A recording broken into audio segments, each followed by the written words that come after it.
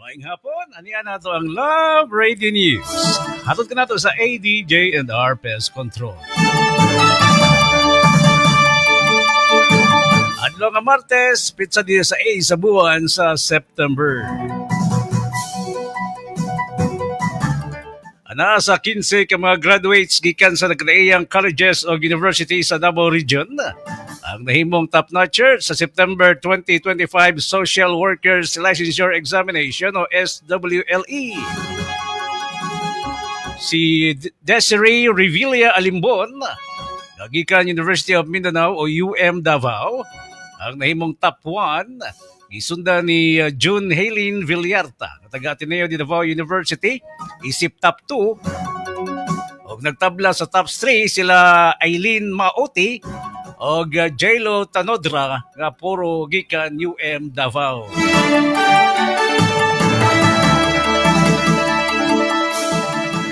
Usa ka SUV nga agiparakan sa wala pa nailhing nga mga armado kaganinang buntag sa Jose Lim Street, Poblacion 5, Cotabato City. Sakay sa mong SUV ang kapitan sa Poblacion 5 nga si Pahima Pusaka ug ang bana niini nga si Mike Pusaka. Patay ang bana samtang samdan ang kapitan. Namatay usab ang driver sa payong-payong nga nadamay. 50 ka basiyo sa bala ang nahipo sa crime scene.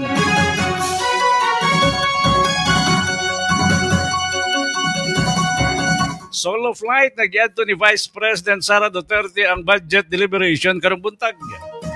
Kini aron i-defend ang 902.8 million pesos nga gipangayo sa OVP alang sa 2026 national budget.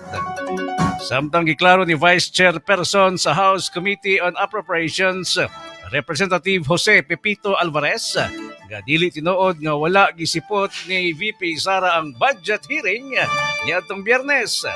Matod ni Alvarez nga siya mismo ang personal nga nihangyo nga ioktaba una ang budget deliberation sa September 16 adlaw nga Martes.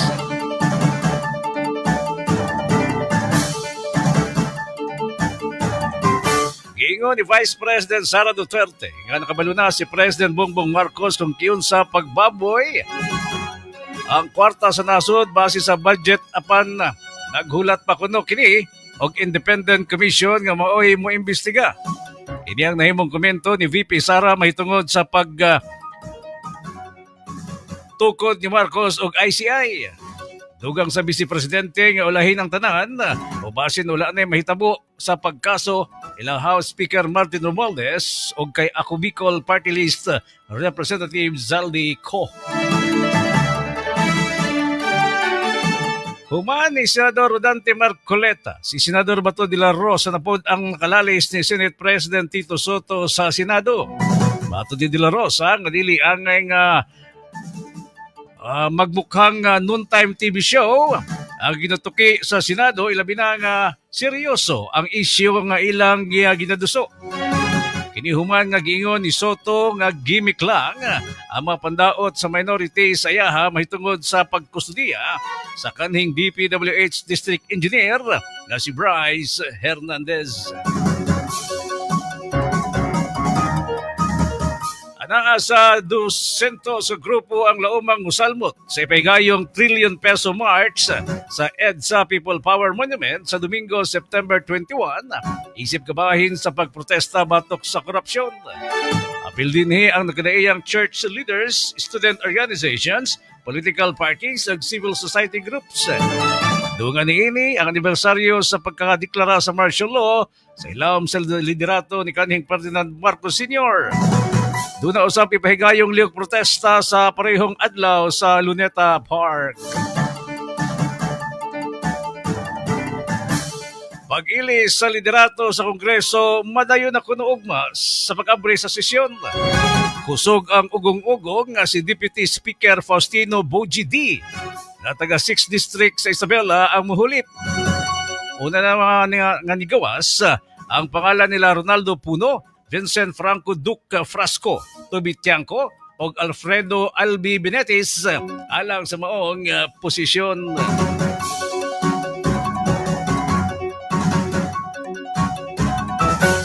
Dili mosalmot si President Bongbong Marcos sa United Nations General Assembly o UNGA sa Amerika.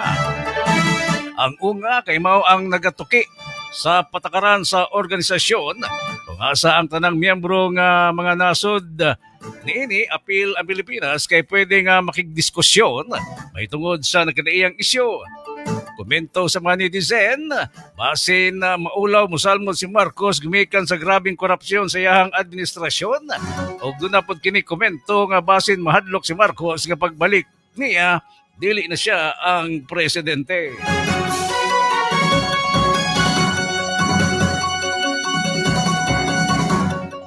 Gisiguro ni Palace Press Officer Claire Castro nga walay bahad sa kinabuhi ni President Bongbong Marcos. Kini matud usab sa National Security Council. Kini human nga niatra si Marcos sa pagsalmot sa UN General Assembly UNGA nga paghimuon sa New York. Matud ni Castro nga mas gipili ni Marcos nga magkabilin sa nasod. Mikan kay daghan pa kuno kini asikasuhon. As you go down, everybody goes down. Mao kini ang gipabuhagay ni Senador Bato de la Rosa ngadto kay Senate President Tito Soto.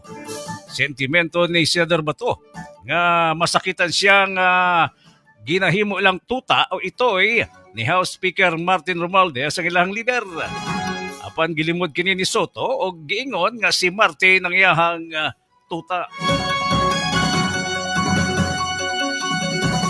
Gibutyag sa Malacanang nga usa lang ka fact-finding commission ang gitukod nga Independent Commission for Infrastructure o ICI sa administrasyon aron maoy mamistiga sa anomalya nga flood control projects.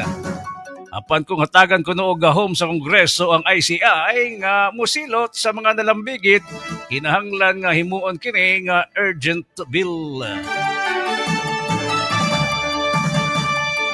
Gibulgar sa Department of Agriculture, Secretary Francisco Tiu Laurel Jr. nga namugos kuno si Ako Bicol Representative Zaldico nga mag-issue ang iyahang opisina og fish import allocation alang sa tulo ka kumpanya apan wala kuno niya ni tugti.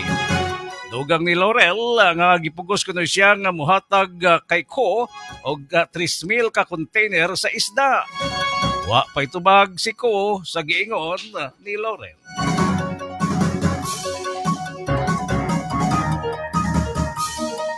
Nakahimo og history.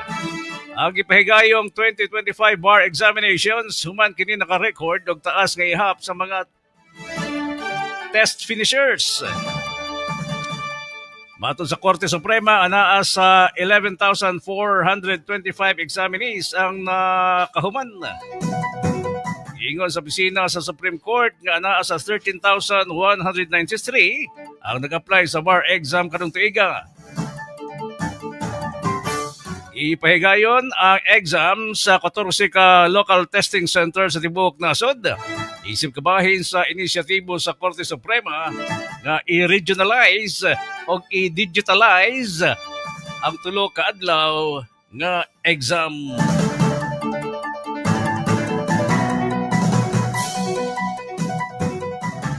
Og mga kanto, ang Love Radio News. Satod ka nato sa ADJ and R Pest Control.